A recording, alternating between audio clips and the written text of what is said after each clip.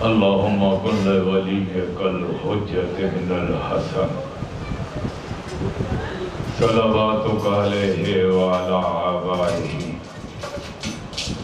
في هذه الساعات وفي كل ساعة وليا وحافظا وقائدا وناصرا ودليلا وعنا حتى تسكنه أرضك طوعا وتمتعه فيها طويلا اللهم صل على محمد وعلى محمد ایک مل کر درود پڑھیے محمد علیہ محمد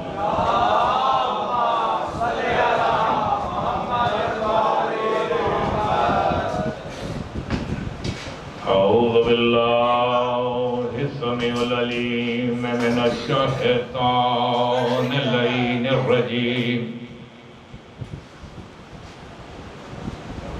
بسم اللہ الرحمن الرحیم الحمد للہ رب العالمین ما شاء اللہ ولا حول ولا قوة الا باللہ العلی العظیم حسبنا اللہ ونعم الوکیل نعم المولا ونعم النصیر رب اشرح لی صدری ویسر لی امری واحلل عقدۃ من لسانی یفقهوا قولی والصلاة والسلام وتحیت الاکرام سیدنا ونبینا وشفیع ذنوبنا وحبیب قلوبنا ابی القاسم محمد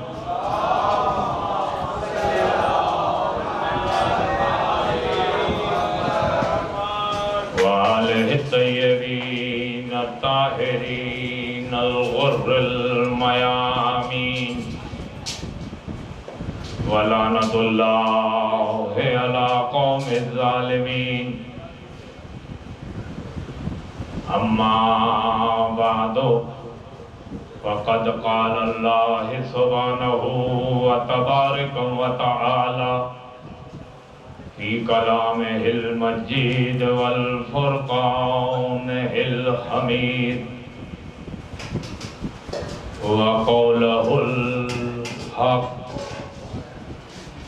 بسم اللہ الرحمن الرحیم یا ایہا الذین آمنوا اطیعوا اللہ و اطیعوا الرسول و اولی الامر منکم صلوات پڑھ دیئے محمد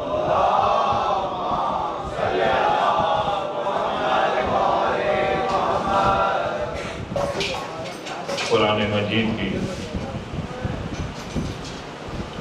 مشہور و معروف آیت جو آیہ اطاعت کے نام سے جانی پہچانی جاتی ہے اس آیہ مجیدہ میں خداوند عالم جو ہے وہ صاحبان ایمان سے مخاطب ہے یا ایھا الذین آمنوا اے صاحبان ایمان دیکھیے کیا عظمت ہے اس صاحبان ایمان کی کہ اللہ ان سے خود مخاطب ہے ورنہ قرآن کو اٹھا کر دیکھیے اللہ جب بھی گفتگو کرتا ہے کافروں سے یہودیوں سے عیسائیوں سے لوگوں سے تو خود گفتگو نہیں کرتا اپنے رسول کو کہتا قل کہہ دیجئے لیکن صاحبان ایمان کی کیا عظمت ہے کہ اب اپنے رسول کو وسیلہ نہیں بناتا بلکہ خود کہہ رہا ہے کہ یا ایھا الذین آمنوا، اے صاحبان ایمان، اطیعوا اللہ، اللہ کی اطاعت کرو، وَأَطِیعُوا الرَّسُولَ وَأُولِي الْأَمْرِ مِنْکُمْ، رسول اور اولی الامر کی اطاعت کرو جو تم میں سے ہے۔ اب یہاں پر اللہ دیکھیے پہلے استعمال کر رہا ہے یا ایھا الذین آمنوا، پہلے تو یہ پتا چلے یہ صاحبان ایمان ہے کون، تبھی تو پتا چلے گا کہ اللہ صاحبان ایمان سے مخاطب ہوتا کیوں ہے۔ اب اگر میں کہوں مسلمانوں میں یا دنیا کا کوئی بھی مذہب ہو یا ہمارے مسلمانوں میں جتنے فرقے ہیں وہ سب اپنے کو صاحبان ایمان سمجھتے ہیں، تبھی تو اس مذہب میں یا اس فرقے کے اوپر وہ ہیں، لیکن سب ہو نہیں سکتے۔ میں کہوں تو اعتراض ہوگا کہ تم فلانے سے محبت کرتے ہو، فلانے سے محبت کرتے ہو، اس لیے تم اپنے کو صاحبان ایمان کرتے ہیں، تو آئیے کیوں نہ چلے اس ذات کے بعد جس نے ہمیں یہ دین دیا۔ تو ہم رسول کے پاس گئے، یا رسول اللہ یہ جو اللہ صاحبان ایمان سے مخاطب ہوتا ہے تو تب وہ آپ کو بھی وسیلہ نہیں بناتا، خود ہی مخاطب ہوتا ہے، تو یہ صاحبان ایمان ہے کون؟ تو رسول نے کہا یاد رکھنا کہ ایمان کا تعلق ہوتا ہے دل سے، اور یہی بات ہے کہ دل میں کسی کے کیا ہوتا ہے کسی کو علم ہی نہیں۔ تو رسول نے ہمیں بتایا کہ ایمان کا تعلق ہوتا ہے دل سے، اور یاد رکھنا اس دل میں کبھی بھی ایمان نہیں آئے گا جس کے دل میں علی کی محبت نہ ہوگی۔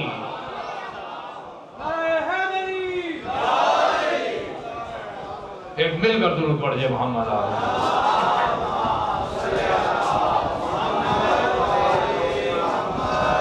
تو اب کہا اللہ نے اطیعوا اللہ یا ایھا الذین آمنوا اطیعوا اللہ واطیعوا الرسول واولی الامر منکم، اے صاحبان ایمان اللہ کی اطاعت کرو، رسول اور اولی الامر کی اطاعت کرو۔ تو ایک بات تو سمجھ میں آ گئی کہ اللہ ان کو صاحبان ایمان کہتا ہے جس کے دل میں علی کی محبت ہو، اور جس کے دل میں علی کی محبت ہوگا وہی اللہ کے کہنے پر عمل بھی کرے گا، ورنہ کہہ دیتا یا ایھا الناس اطیعوا اللہ، یا کہہ دیتا یا ایھا المسلمین، اے مسلمانوں، نہیں، پتا چلا اللہ کی بات پر وہی عمل کرتا ہے جس کے دل میں علی کی محبت ہوا کرتی ہے۔ اب دیکھیے اس آیت میں 3 ذاتیں ہیں جن کی اطاعت کا حکم دیا ہے، ایک اللہ نے اپنی، ایک رسول کی، اور ایک اولی الامر کی، لیکن آیت میں صرف 2 لفظ اطیعوا استعمال کی ہیں، اطیعوا اللہ اپنی ذات کے لیے، اور جب رسول اور اولی الامر کی اطاعت کا ذکر کیا تو ایک ہی اطاعت استعمال کی کہ وَأَطِیعُوا الرَّسُولَ وَأُولِي الْأَمْرِ مِنْکُمْ۔ بھئی کہہ سکتا تھا نا اطیعوا اللہ وَأَطِیعُوا الرَّسُولَ وَأَطِیعُوا أُولِي الْأَمْرِ مِنْکُمْ، کیونکہ 3 ذاتوں کی اطاعت کرا رہا ہے تو 3 دفعہ ہوتا، لیکن اللہ نے یہ بتا دیا کہ یاد رکھنا میرے نبی کے بعد یہ جو اولی الامر ہے یہ بلا فضل ہے، یہ بلا فضل ہے، ان میں کوئی فاصلہ نہیں ہے، جیسی اطاعت تم رسول کی کرو گے ویسے ہی اطاعت تمہیں علی کی بھی کرنی ہوگی۔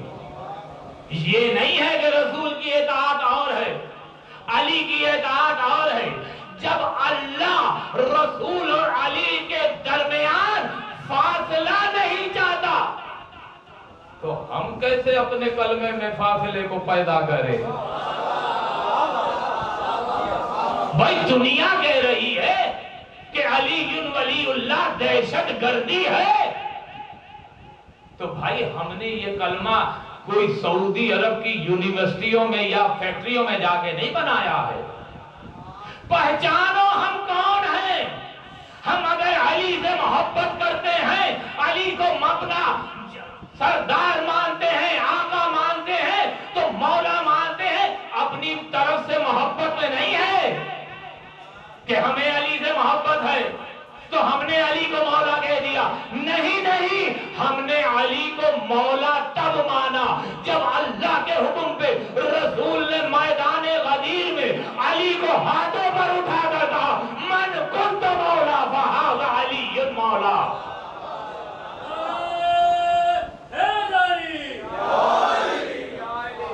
کہ جس کا میں مولا ہوں اس کا یہ علی مولا ہے. ہم تو علی کو اتنا ہی جانتے تھے کہ جناب ابو طالب علیہ السلام کے بیٹے ہیں. ہمیں کیا پتا کہ علی کی کیا فضیلت ہے؟ کیا شیعوں نے کہا ہے النظر وجہ علی ابن ابی طالب، علی کے چہرے کو دیکھنا عبادت ہے؟ کیا ہم نے محبت میں کہا ہے ذکر علی عبادت، علی کا ذکر کرنا عبادت ہے؟ کیا شیعوں نے کہا ہے حب علی عبادت؟ کہ علی سے محبت کرنا عبادت ہے. ہم تو علی کو مولا ہی تب مانا ہے جب رسول نے کہا جس جس کا میں مولا ہوں اس کا یہ علی مولا ہے. اب تمہاری مرضی ہے کہ تم مولا کا کیا ترجمہ کرتے ہو. تم کہتے ہو دوست ہے کہ مولا کے معنی دوست ہے، تو یہ تمہاری بات ہے کہ جو تم کہو کہ رسول میرا دوست ہے. بھائی کوئی کہہ سکتا ہے؟ قرآن تو اتنی بات کر رہا ہے کہ میرے رسول کے آگے اونچا نہ بولو، ان کے آگے نہ چلو، جو دے دے وہ لے لو، جس سے منع کرے اس سے رک جاؤ. ہم کون ہوتے ہیں فیصلہ کرنے والے؟ بس رسول نے کہا ہے کہ علی جس کا میں مولا ہے اس کا میں مولا. اب اگر تم رسول کو دوست کہتے ہو تو تم مسلمانوں کی مسلمانیت کے دائرے میں نہیں رہتے. جس سینس میں تم رسول کو مولا کہو گے ویسے ہی مولا علی ہے. تو جب رسول نے یہ کہا تھا تو اس سے پہلے 1.25 لاکھ کے مجمع سے یہ قبولوا لیا تھا کہ بتاؤ تمہاری جانوں پہ حق تصرف میں رکھتا ہوں کہ نہیں. مولا سے پہلے ترجمہ بتا دیا ہے رسول نے تفسیر کر کے کہ تمہاری جانوں پہ میں حق تصرف رکھتا ہوں کہ نہیں. سب نے کہا بلا یا رسول اللہ. بس جیسے ہی کہا تو اب رسول نے بتایا کہ یہ تینوں مولا ہے کیسے. کہا اللہ مولائی وانا مولا المومنین. واہ علی من کنت مولا فہذا علی مولا. کہ اللہ بھی مولا ہے، رسول میں مومنین کا مولا ہے. پتا چل گیا کہ رسول نے بھی یہ بتایا ہے کہ میں ہر کسی کا مولا نہیں ہوں، میں بھی انہی کا مولا ہوں جو صاحب ایمان ہے، اور اللہ بھی انہی سے مخاطب ہے جو صاحبان ایمان ہے. پتا چلا علی سے محبت صرف وہی رکھ سکتا ہے جس کے دل میں علی کی محبت ہوگی. ورنہ ہمارے دل میرے دل میں کیا ہے آپ کو معلوم ہے، آپ کے دل میں کیا ہے مجھے نہیں معلوم، اللہ جانتا ہے. اب کہہ رہے ہیں اب صاف صاف کہہ دیا کہ 3 ذاتوں کی ایک بات ہے. تو پتہ کیسے چلے گا کہ کون 3 ذاتوں کی اطاعت کر رہا ہے؟ میں کہوں گا اعتراض ہوگا. آئیے علماء اسلام کے پاس چلتے ہیں اور ان سے چل کے کہتے ہیں ایک بات تو بتائیں، یہ اطاعت کا پتہ کیسے چلے گا کہ کون کس کی اطاعت کر رہا ہے؟ تو یقین کیجئے عالم اسلام کے علماء ایک ہی جواب دیتے ہیں کہ اطاعت کا تعلق ہے دل سے. اب دل میں کس کے کیا ہے کیا پتہ چلے؟ کہا یہ دل کے پتہ کرنے کے لیے بتانے کے لیے جو الفاظ کلمات باہر آئیں گے وہ کلمہ بتائے گا کہ وہ اس سے کتنی محبت کرتا ہے، کتنا ایمان رکھتا ہے، کتنی اطاعت کرتا ہے. اب اللہ نے کہا اطیعوا اللہ، اللہ کی اطاعت کرو. تو کیسے پتا چلے گا کہ کون اللہ کی اطاعت کر رہا ہے؟ بھائی آپ اللہ اللہ اللہ اللہ کہتے رہیے، بھائی کون سا اللہ؟ جس زمانے میں آیت آئی ہے 360 خدا تو بتوں کی صورت میں تھے کعبے میں، اللہ کہہ رہا ہے اطیعوا اللہ، اللہ کی اطاعت کرو، تو کس اللہ کی اطاعت کرنی ہے؟ کہا جب ہم نے کہا لا الہ الا اللہ، کوئی اللہ نہیں ہے، یعنی ان 360 خداؤں کا انکار کیا، پھر ہم نے کہا الا اللہ، سوائے اس وحدہ لا شریک کے اور کوئی اللہ نہیں ہے، پتا چل گیا کہ ہم اللہ کا ہم نے کلمہ بھی پڑھ دیا، اظہار کیا۔ یہ آیہ جو اطاعت ہے یہ اظہار کلمہ ہے۔ ہم نے کہا لا الہ الا اللہ، پتا چل گیا ہم اللہ کے محبت بھی کرتے ہیں، اللہ کی اطاعت بھی کرتے ہیں۔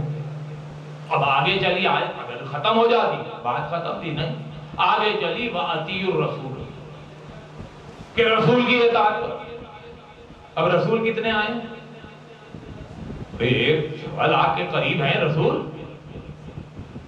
آدم، کوئی ہے مسلمان جو کہے میں آدم کو نہیں مانتا مسلمان رہ جائے؟ کسی ایک نبی کا اگر انکار کیا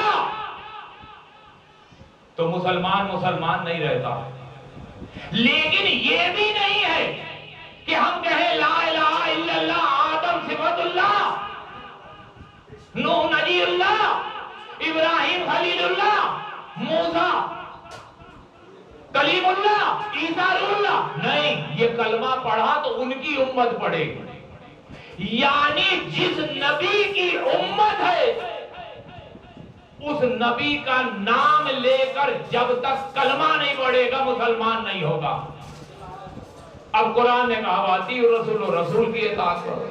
کیسے پتا چلے گا کہ ہم کس سے محبت کرتے ہیں، کس کا کلمہ پڑھ رہے ہیں، کس کی اطاعت کرنا چاہ رہے ہیں؟ بس ادھر ہم نے کہا محمد الرسول اللہ، پتا چل گیا کہ وہ خاتم النبیین، اس کی اطاعت بھی کر رہے ہیں، اس کا ہم کلمہ بھی پڑھ رہے ہیں۔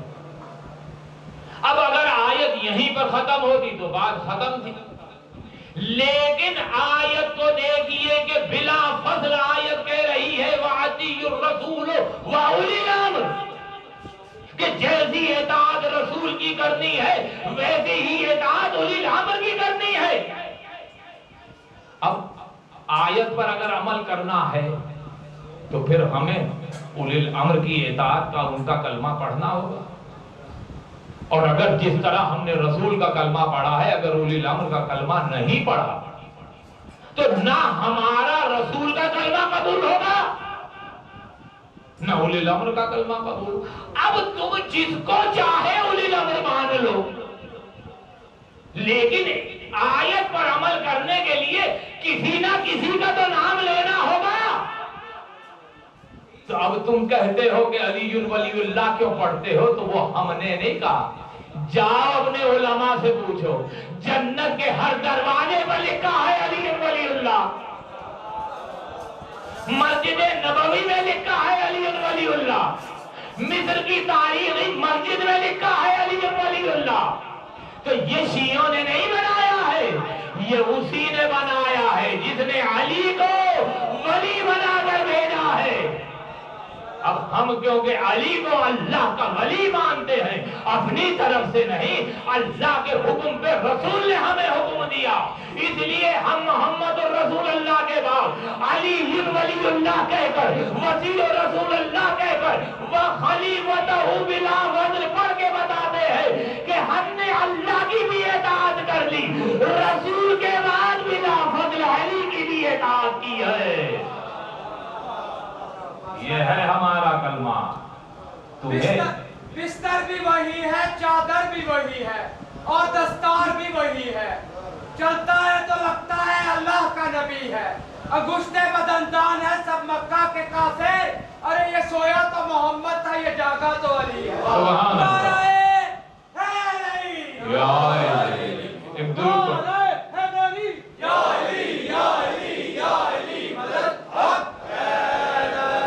ایک درود پڑھیے مل کر محمد۔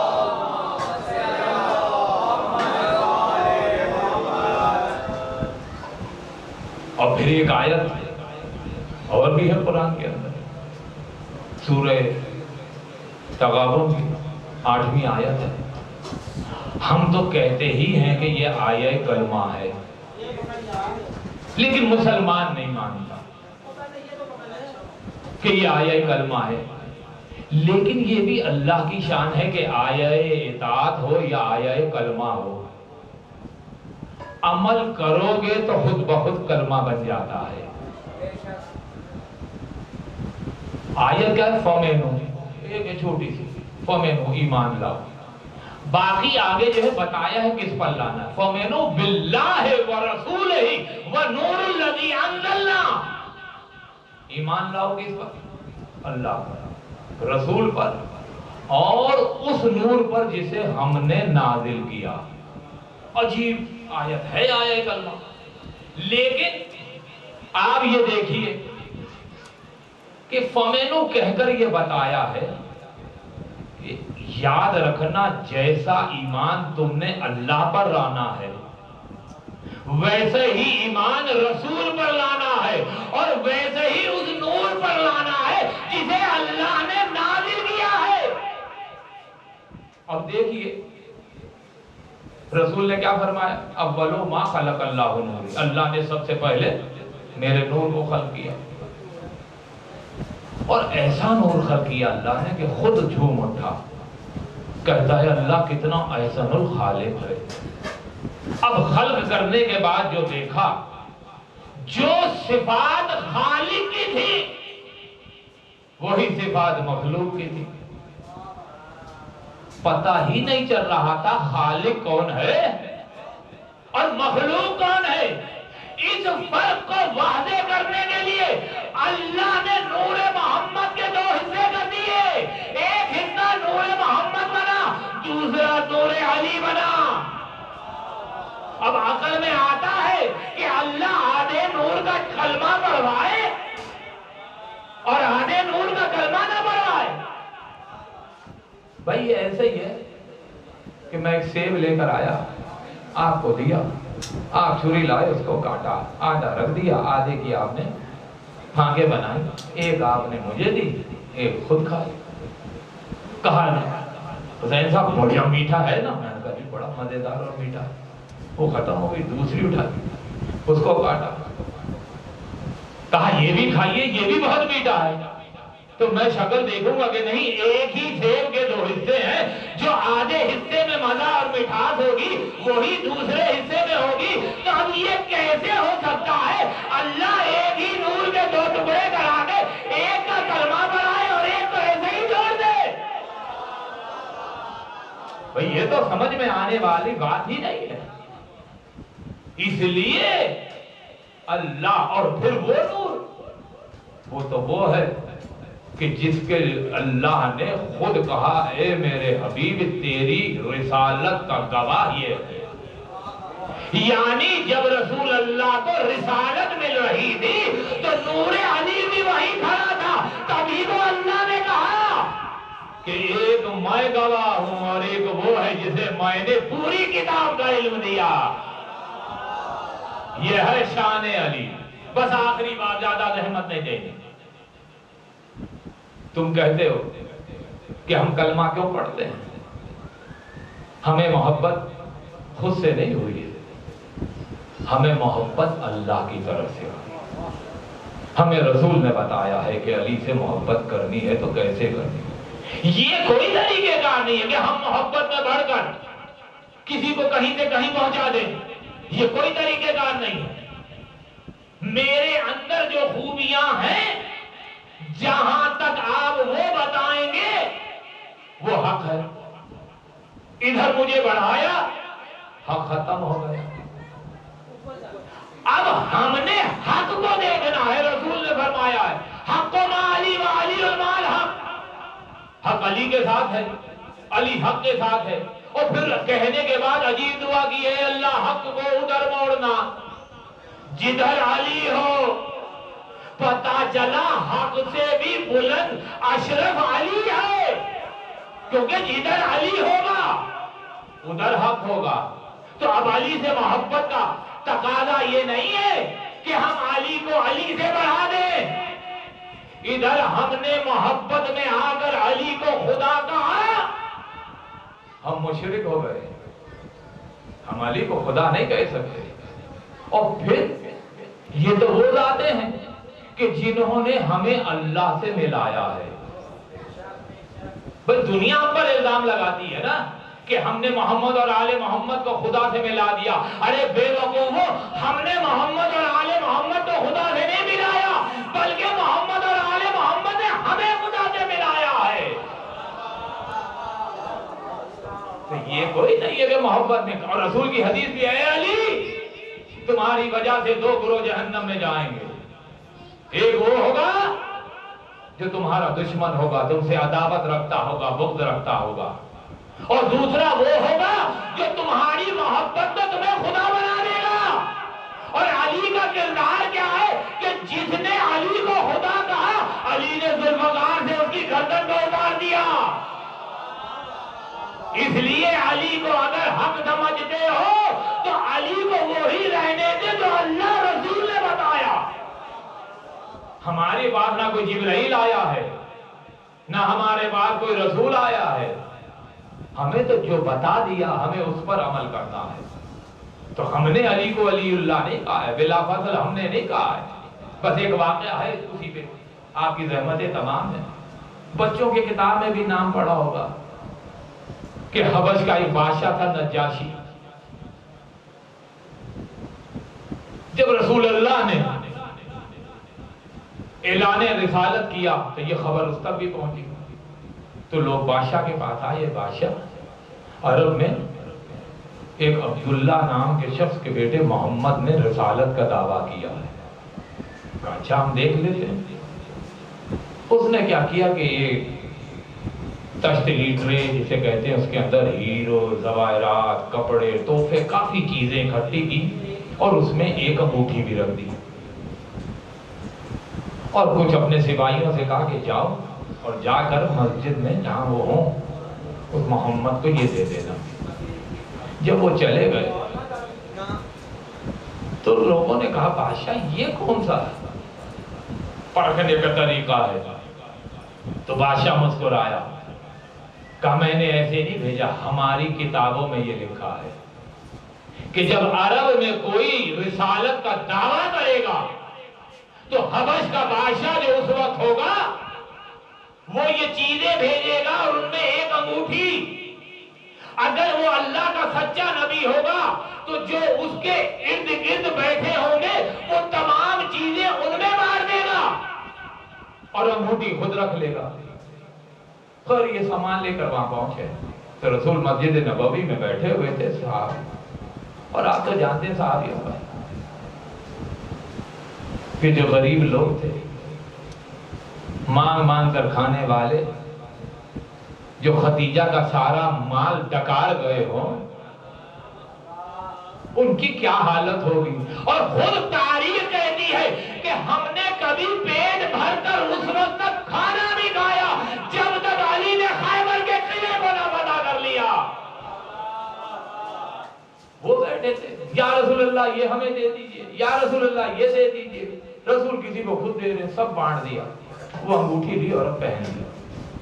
1-2 دن کے بعد رسول نے علی کو بلایا، یا علی یہ انگوٹھی لو اور نقاش کے پاس جاؤ، اور تم جانتے ہو کہ مجھے اللہ سے کتنی محبت ہے، تو لہذا اس انگوٹھی پہ لکھوا دو نقاش سے لا الہ الا اللہ۔ علی نے انگوٹھی لی، نقاش کے پاس آئے، کہا رسول نے یہ انگوٹھی بھیجی ہے، اور کیونکہ وہ اللہ سے بہت محبت کرتے ہیں تو انہوں نے کہا اس پہ لا الہ الا اللہ لکھ دو۔ یہ کہہ کر دے کے انگوٹھی مڑے سے پھر پڑھ لے، کہا اور ہاں یاد رکھو تجھے جانتے ہو کہ مجھے محمد مصطفیٰ سے کتنی محبت ہے، لہذا لا الہ الا اللہ کے نیچے محمد الرسول اللہ لکھ دینا۔ آؤ ہم تو کہتے ہو کہ علی ولی اللہ کہاں سے آیا، تمہیں دہشت گردی لگتی ہے۔ تو رسول نے، علی نے انگوٹھی دی، چلے گئے۔ 2-3 دن کے بعد وہ نقاش آیا اور لا کر انگوٹھی رسول اللہ کے ہاتھ میں دی۔ رسول نے انگوٹھی دیکھی تو پریشان، اے علی ادھر آؤ، میں نے تم سے کہا تھا مجھے اللہ سے محبت ہے، اس پہ لکھ دو لا الہ لکھوا دو علی لا الہ الا اللہ۔ کہا یا رسول اللہ، تو کہا یہ سب کیا لکھا ہے؟ کہا یا رسول اللہ آپ کو اللہ سے محبت تھی، آپ نے لا الہ الا اللہ لکھوایا، مجھے آپ سے محبت تھی، میں نے محمد رسول اللہ لکھوایا۔ کہا یا علی یہ کیا لکھا ہے؟ علی نے دیکھا تو پریشان ہو گئے، کہا یا رسول اللہ میں نے نقاش کو نہیں کہا تھا، ابھی علی نے اتنا ہی کہا تھا، اوپر سے جبریل آئے اور آ کر کہا یا رسول اللہ، اللہ حمد و سلام کے بعد کہتا ہے آپ کو اللہ سے محبت تھی، آپ نے لا الہ الا اللہ لکھوایا، علی کو آپ سے محبت تھی، اس نے محمد رسول اللہ لکھوایا، مجھے علی سے محبت تھی، علی ولی اللہ میں نے لکھوایا۔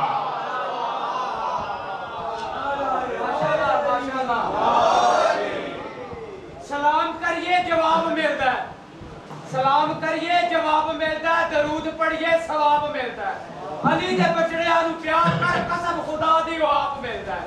نعرہ حیدری یا علی۔ بس عزیزان گرامی، جس علی کا ہم کلمہ پڑھتے ہیں وہ ہم اپنی طرف سے نہیں پڑھتے، جب تک اللہ سے رسول کو حکم نہ دیا ہو اور رسول نے پیغام ہم تک نہ پہنچایا۔ اور یاد رکھیے گا قرآن کے اندر آیت ہے وَمَا يَنْطِقُ عَنِ الْهَوَىٰ إِنْ هُوَ إِلَّا وَحْيٌ يُوحَىٰ، یہ میرا نبی اس وقت تک کلام ہی نہیں کرتا جب تک وحی نازل نہ ہو۔ تو پتہ چلا غدیر میں اگر علی ولی اللہ کا اعلان کرایا تو رسول نے اپنی طرف سے نہیں، جب تک اللہ کی طرف سے حکم نہ آیا۔ اور ادھر اعلان ولایت علی کیا، اللہ نے آیت کو بحث کر کہا الیوم اکملت لکم دینکم واتممت علیکم نعمتی، کہ آج دین مکمل ہو گیا۔ پتا چلا کہ جیسے ہی علی کی مولائیت و ولایت و امامت کا اعلان کیا، ادھر ہماری اطاعت مکمل ہوئی، ادھر ہمارا کلمہ مکمل ہوا، اور یہی چیزیں لوگوں کو پسند نہ آئی۔ صرف علی کے دشمن نہیں، یہ واحد ذات ہے میرے مولا علی کی، جس کی دشمنی کی وجہ سے لوگ علی کے اجداد کے مخالف ہوئے اور علی کی اولاد کے مخالف ہوئے۔ ابو طالب کو ایسے نہیں ہے لوگ کہتے، یہ دشمنی علی ہے۔ اور یہ جو کربلا کا واقعہ ہوا ہے یہ بھی دشمنی علی پر ہے، کیونکہ جب عاشور کے دن امام حسین نے عمر سعد سے پوچھا کہ بتا تو مجھ سے کیوں لڑتا ہے، تو عمر سعد نے کیا جواب دیا تھا؟ بغض بے ابی، تمہارے باپ کی عداوت پہ لڑتا ہوں۔ کیونکہ علی سے دو گروہ تھے جو دشمنی رکھتے تھے، ایک وہ تھے جو علی کی تلوار کی مار کھائے ہوئے تھے، دوسرے وہ تھے جو فضیلتیں چاہتے تھے، ان کی آتی نہیں تھی، قرآن میں علی کی آیتیں آتی تھی۔ تو یہ دشمنی ہے، اور یہی دشمنی ہے علی کی، کہ آج اسی علی کے بڑے بیٹے حسن کو رونے کے لیے ہم بیٹھے ہوئے۔ کون حسن؟ جو شبیہ رسول تھا، جس کے دسترخوان پر کون ایسا تھا جس نے کھانا نہ کھایا ہو۔ یہ جب آئی ہے نا 27 صفر، تو اس دن میرے مولا روزے سے تھے، اور اس دن وہ ملونہ جودہ بنت اشد اس کے گھر کی باری تھی۔ میرے مولا وہاں پر آئے مغرب سے کچھ پہلے، اور آ کر کہا کہ میں نماز مغرب پڑھ رہا ہوں تو افطاری کا انتظام کر۔ یہ کہہ کہ میرے مولا نے مصلی بچھایا اور نماز پڑھنی شروع کی۔ اس ملونہ نے کیا کیا؟ کیونکہ میرے امام حسن، اب دو روایت ہیں کہ وہ دودھ کا گلاس تھا یا پانی کا گلاس، تو معاویہ نے لالچ دے کر کہ 1 لاکھ درہم دوں گا اور اپنے بیٹے یزید سے تیری شادی کروں گا، یہ روم کا آیا ہوا زہر حلاحل دے دینا. اور اس زہر کے لیے یہ مشہور تھا اگر اس کا ایک قطرہ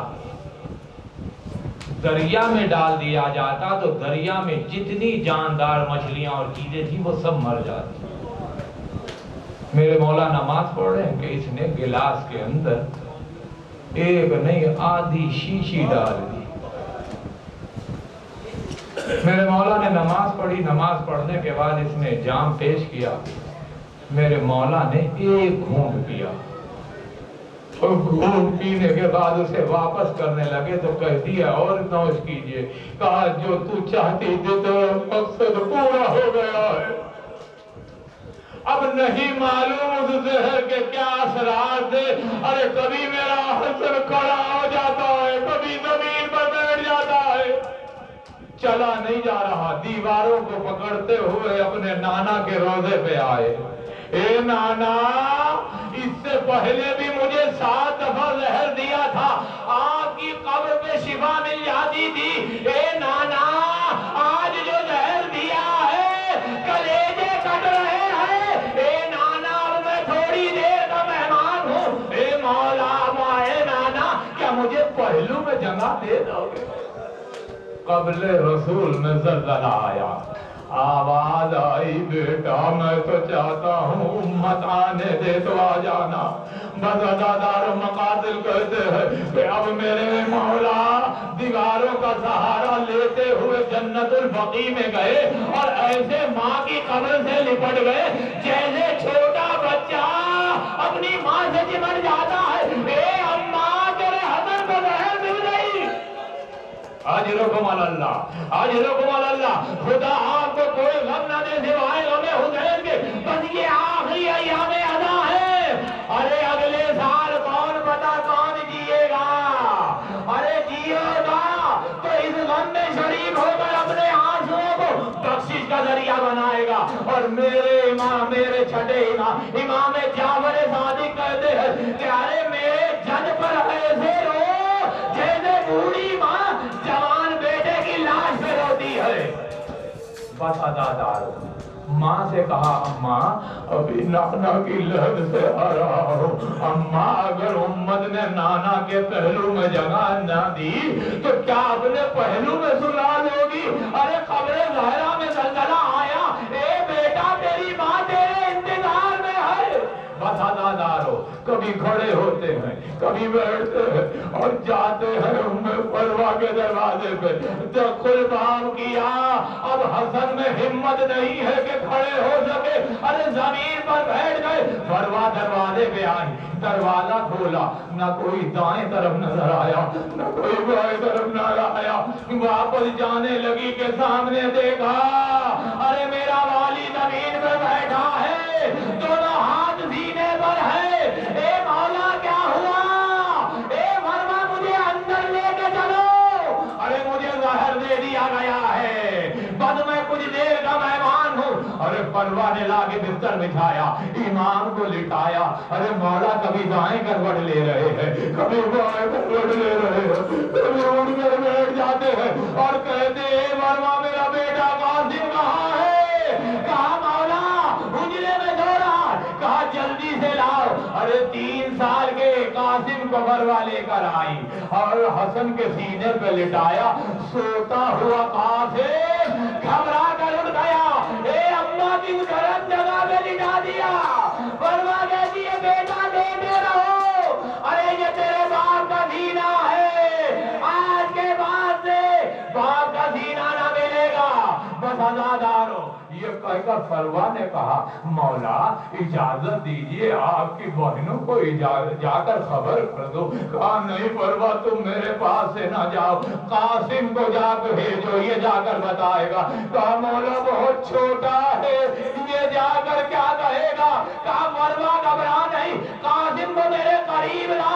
ایک دفعہ حسن نے قاسم کے گریبان میں چاک کیا, زمین سے مٹی اٹھائی, ارے سر پر ڈالی. ارے نماز فجر کا وقت تھا. قاسم نبی کے دروازے پہ گیا, دق الباب کیا. ارے زینب نے فضہ سے کہا ذرا دیکھو اتنی صبح کون سائل آ گیا ہے. فرما نے دروازہ کھولا, کوئی نظر نہ آیا. دیکھا زمین پر ایک چھوٹا بچہ بیٹھا ہے. فرما قریب نہیں. ارے قاسم کی یہ حالت دیکھی, چیخیں مار کر روتی ہوئی آئی, اے دادی ہم لٹ گئے. ارے قاسم کی حالت دیکھو. ارے زینب نے قاسم کو دیکھا, آواز دی, اے حسین آؤ. ارے میرا بھیا حسن کہاں گیا. اور یہ چھوٹا سا قافلہ بنا چلا حسن کے گھر کی طرف. اس وقت میرا مولا ارے تشت میں قے کر رہا تھا, جگر کے ٹکڑے ٹکڑے کر کے آ رہے تھے. جیسے ہی میرے مولا کو پتا چلا ارے بہن آنے والی ہے, کہے امی مروہ اسے ہٹا دو. ارے کہیں میری بہن نہ دیکھ لے ورنہ مر جائے گی. بدلا دارو, ارے میرا مولا دنیا سے چلا گیا. غسل و کفن ہوا, جنازہ تیار ہوا. ارے گھر سے جنازہ نکلا اور چلا ارے رسول کے روضے کی طرف. وہاں مسلمان اجر رسالت دینے کے لیے کھڑے تھے. کہا ہم حسن کو دفن نہیں ہونے دیں گے. کہ اتنے میں ایک ملونہ نے سفید رومال ہلایا. ارے سفید رومال کا ہلانا تھا, 70 تیر کمانوں سے نکلے, حسن کے لاشے میں بے بند ہو گئے. بس آزادارو مختصر کر رہا ہوں. ارے جنازہ گھر کی طرف کہا واپس لے چلو. ارے دنیا کا کوئی غریب سے غریب مر جائے, ایک دفعہ جنازہ گھر سے نکلے دوبارہ گھر میں نہیں آتا. ہائے اہل بیت کی خدمت. ارے حسن کا جنازہ آیا, کہا اے بھیا میں نے تو بھائی کو لال سفید کفن دیا تھا, ارے یہ کفن لال کیسے ہو گیا. زینب روتی جاتی ہے, جنازے سے تیر نکالتی ہے. ماتم حسن